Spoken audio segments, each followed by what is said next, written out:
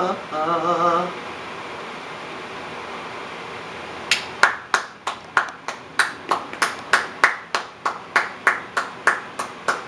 Denchbags, what's going on? It's Landon Remixes here, and welcome to my review of the second ever EP from American Indian DJ and producer KSHMR. This one is called The Line Across the Field. Now if you guys don't remember, I actually reviewed the debut KSHMR EP as well, Paradesi, a bit later last year, and I was really impressed by the kind of styles he was pushing out, very different from most of the stuff he had been doing before that. Nonetheless, when this EP was announced, I was pretty hyped as well to see with what he could do because of how awesome of a producer he's been, especially since he made the transition from a pop music producer to an EDM producer.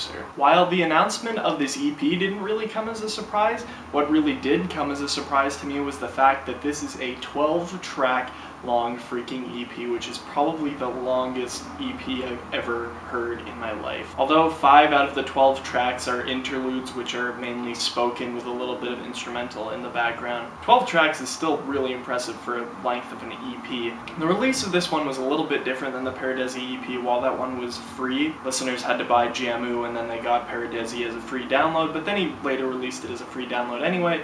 This one is a completely paid EP and released by Spinnin Records, which got me a little worried, but I was still excited to hear it. And honestly, when I finally had the chance to get through this thing, I wasn't extremely impressed. Now, if the Paradesi EP hadn't existed before this, I probably would have been a lot more impressed because of all the different styles that he's doing. This would basically have made an awesome debut EP. But since this is the second project that he's putting out, it's kind of odd. A lot of the same sounds from the Paradesi EP are used and repeated on this EP, especially on Dadima, Jungle Whistle, and Sleepwalk, and that made it for a kind of bland EP in a way, as well as the fact that songs like Wildcard and Dhoom on this EP sound like very beginning stage KSHMR back when songs like Megalodon, Leviathan, and Secrets were releasing. This thing is essentially just kind of repeating what KSHMR has already done. Of course, it's a little different to finally kind of hear him do some interlude stuff, but we did hear a little bit of that on the Paradesi EP as well, and it was a little less bland in that case because there wasn't much of it you had to hear. In this one, nearly half the EP is just chocked full of this woman talking, and the story that it's trying to tell is very, very hard to follow. Kind of trying to tell this story that, spoiler alert, the boy in the story actually is the line across the field, which I thought was really odd, and there's not really any kind of explanation toward why this story is what it is. I'm assuming it's KSHMR trying to kind of tell the story of his life, but there's no really good way to kind of make that connection with this EP, so I thought the interlude tracks were pretty pointless. They do allow the tracks to kind of flow better, because just hearing track after track, this one would have been pretty boring as well. Again, nothing against Jungle Whistle, that was actually a pretty cool track, still a bit reminiscent of the Paradesi EP, but then the following track, Sleepwalk, is really not hitting me.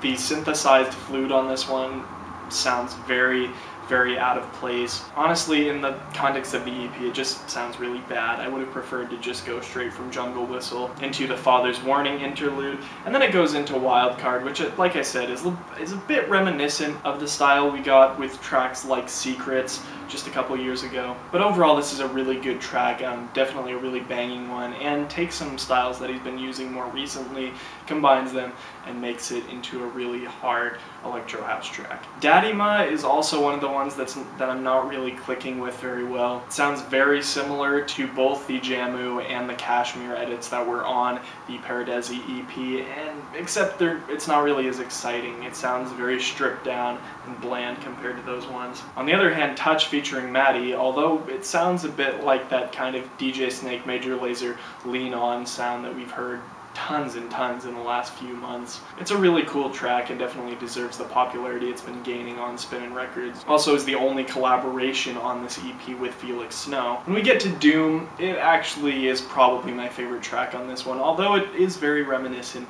of singles like Megalodon, which I actually didn't like that much. It's really, really exciting to hear this sound make a return, and probably better than ever when I wasn't really into that 2013-2014 big room sound. Hymn of Reflection is an almost Daft Punk-esque closer to the album, very electro house-like a lot of chops used here and there, and it sounds very French influenced. It also makes a very good closer because it kind of, in a way, is a reflection and wraps up what the EP was trying to convey the entire time. Just a really fun way to close a pretty long EP. I definitely like this one. Although there were a lot of tracks that I was really digging on this one, all in all, this one is pretty bland and slow-paced compared to what we were getting with the Paradesi EP.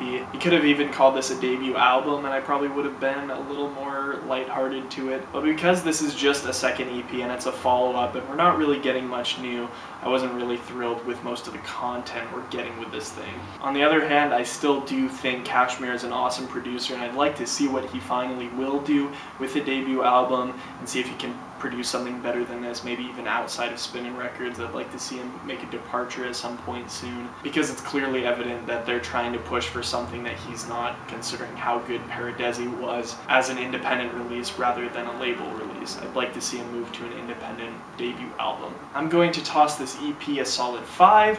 Anyway, I'm Landon Remixes. Make sure to let me know what you think of this EP down in the comments section below. As always, I have the link to listen to it in the description, and I'll see you guys later. Peace.